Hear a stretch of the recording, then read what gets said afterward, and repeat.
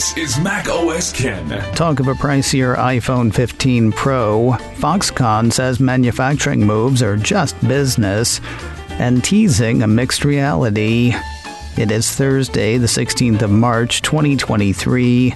I'm Ken Ray, and this is news from Mac OS Ken, brought to you by yours truly and sponsored by Collide, endpoint security powered by people.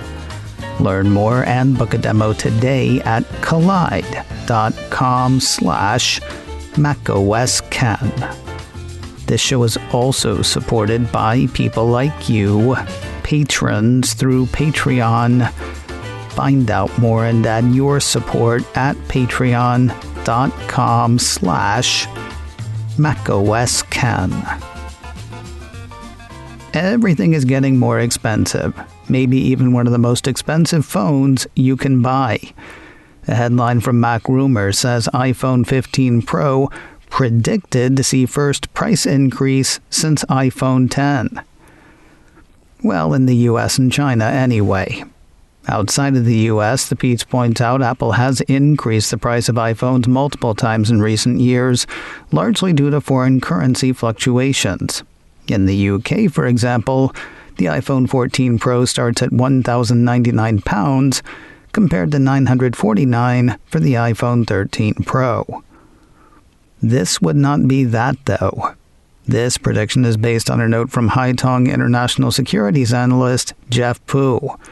He thinks the next Pro phone's anticipated innards, including a titanium frame, solid-state buttons with haptic feedback from extra Taptic engines, an A17 Bionic chip, increased RAM, a periscope lens for increased optical zoom on the Pro Max model, and more, will drive the prices higher. The piece says this is the second time higher prices have been predicted for the next round of Pro iPhones. That said, it feels like this is a worry/belief expressed every year, right up until Apple says, still starting at $999 or words to that effect. I'm not saying this isn't going to happen. Everything is getting more expensive. Still, it does feel like we've heard this one before. Maybe don't assume the prices are going up, but don't be surprised if they do. Think Foxconn's manufacturing moves out of China are politically motivated, COVID-related, some sort of moral stance maybe? Foxconn Chairman Young Liu says it's just business. The contract manufacturer and Apple production partner held an earnings call Wednesday. While roughly 70% of Foxconn's revenue comes from China, that's going to change. The Wall Street Journal had Foxconn's chairman saying on the call, "It is a basic truth that labor-intensive industries transfer to low gross domestic product countries." The piece went on to say these economies grow with the development of labor-intensive industries, which in turn triggers another round of transfers, Liu said, referring to past migration of such production from the U.S. to Japan, then to Taiwan, then to mainland China. These high GDP countries must upgrade their industries in order to support the sustainable development of a high GDP society, Liu said. Hence Foxconn's expansion in Mexico, Vietnam, and anticipated expansion in India. As for the earnings part of the earnings call, not great and not great near term, at least not on the consumer side. A piece from Apple Insider had Foxconn reporting a 10% decline last quarter versus the same quarter a year earlier. On the call, Young Liu said he and his maintain a relatively conservative view towards the smart consumer electronics and think they might decline slightly. Such pessimism is due to inflation and a slowing global economy, according to the report. That said, the chairman indicated that Foxconn expects overall computing demand to rise, specifically for its cloud, networking, and component products. Another "How has Apple avoided layoffs?" story today. We heard yesterday of a reported cooling in terms of hiring for the Cupertino company. Secret peeps tell Bloomberg that the company is implementing a few cost control measures. They include a close eye on budgets, limiting travel, a change to the bonus schedule, and, in many cases, not filling positions left vacant. None of that sounds fun, though it does sound better than the tens of thousands of jobs lost across the tech sector over the past few months. And so, the question posed this time by Barron's, how has Apple avoided layoffs? There are two answers in the piece: efficiency and not having too many people to begin with, which ties back to efficiency. On the people part, Barron cites a note from Evercore. According to that, Apple never hired aggressively through the pandemic and doesn't need to go through extensive headcount reductions, unlike peers. It's kind of funny, though. It's unclear from the Evercore bit who Apple's peers would be.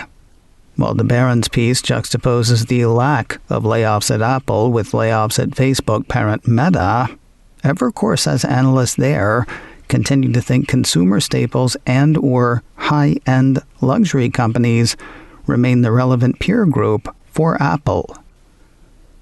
So is anybody reporting the number of layoffs from Tiffany & Company?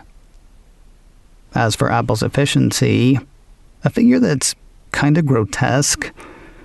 Quoting Barron's, Apple generated around $2.4 million in revenue per employee in its latest fiscal year, and has averaged around $2.1 million on the same metric over the past 5 years, according to FactSheet. As for the hard times Facebook has faced, Meta generated $1.35 million in revenue per employee in 2022, below its 5-year average of $1.5 million. If this was a video, I would do a spit take right now. Making only $1.35 million in revenue per employee means having to fire tens of thousands of people. I weep for the present.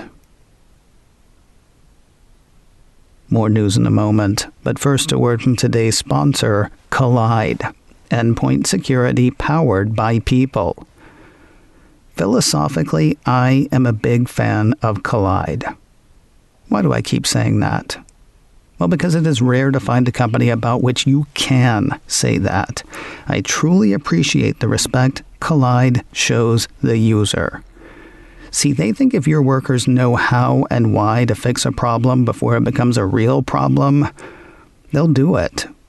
It's part of their tenets of honest security, a belief that a positive working relationship between the end user and the security team is incredibly valuable and worth fostering. They also believe end users are capable of making rational and informed decisions about security risks when educated and honestly motivated. What's not to like about that? Now, that said, sometimes people do need prodding. If you're an Okta user, Collide can get your entire fleet to 100% compliance. After telling your people what they need to do and why, if after a certain amount of time a user's device doesn't cut it on security, the user can't log into your cloud apps until they fix the issue. It seems obvious when you say it out loud, and yet Collide is the only device trust solution that enforces compliance as part of authentication. And it is built to work seamlessly with Okta. Hopefully, though, if you're using Collide, it won't come to anybody getting locked out, because your people are already on board with the whole keeping up on security thing. Visit collide.com/macOSken to learn more and book a demo. That's KOLIDE.com/macOSken. Collide.com/macOSken. Apple's syncopated beta releases continue. I told you yesterday that Apple had released the 4th developer beta of tvOS 16.4, all on its little lonesome. Now here comes everybody else. Mac rumors hit with a few posts Wednesday. One announced the fourth developer betas of iOS and iPadOS 16.4. Another heralded the arrival of the fourth developer beta of macOS Ventura 13.3. And not to be left out, yet another hip developers to the availability of the fourth beta of watchOS 9.4. Maybe it's not syncopated. Maybe the tvOS beta just jumped the gun. One more out there about which to tell you, perhaps the most unusual of the bunch.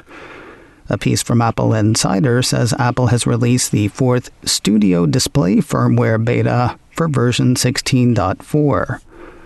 According to the report, users with the beta installed on a Mac connected to the Studio Display will get prompted to install the monitor's fourth beta for version 16.4.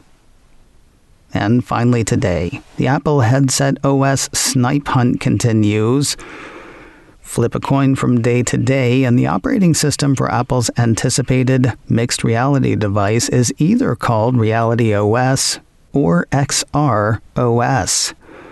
Flipping the coin Wednesday, it came up reality.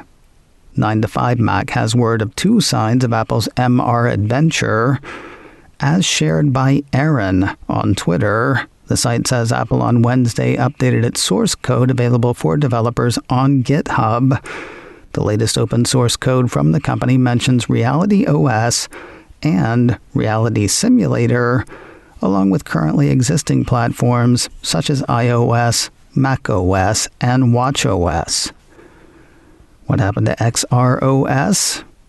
Good question. Relatively recent reports from Bloomberg had indicated that X marked the spot to which Apple was moving. 9 to 5 says that name would be a reference to extended reality, which the piece says makes sense when considering the whole idea of integration between AR and VR. At the same time, Apple has registered a number of seemingly related trademarks, including Reality One, Reality Pro, and Reality Processor, which makes realityOS seem more real.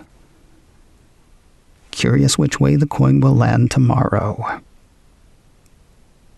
Today on the Mac Observer's Daily Observations podcast, TMO managing editor Jeff Butts and I cannot help falling into the realityOS naming trap because one of us is a junkie. I won't say which one. Plus, Jeff has spotted news of a smart car he is excited to talk about because it is not depressing. That's all today on the Daily Observations podcast from the Mac Observer, online at macobserver.com or wherever you get podcasts. macOS Ken, brought to you by me and sponsored by Collide. Endpoint security powered by people. Learn more and book a demo today at collide.com/macOSKen.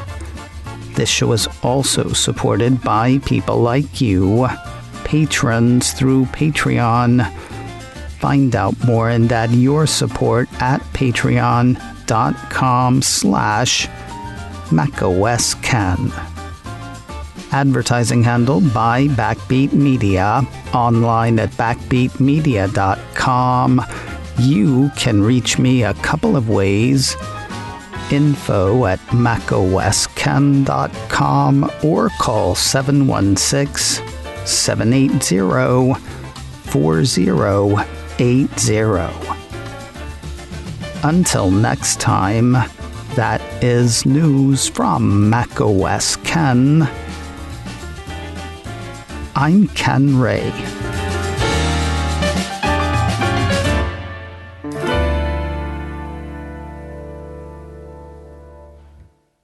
Ciao.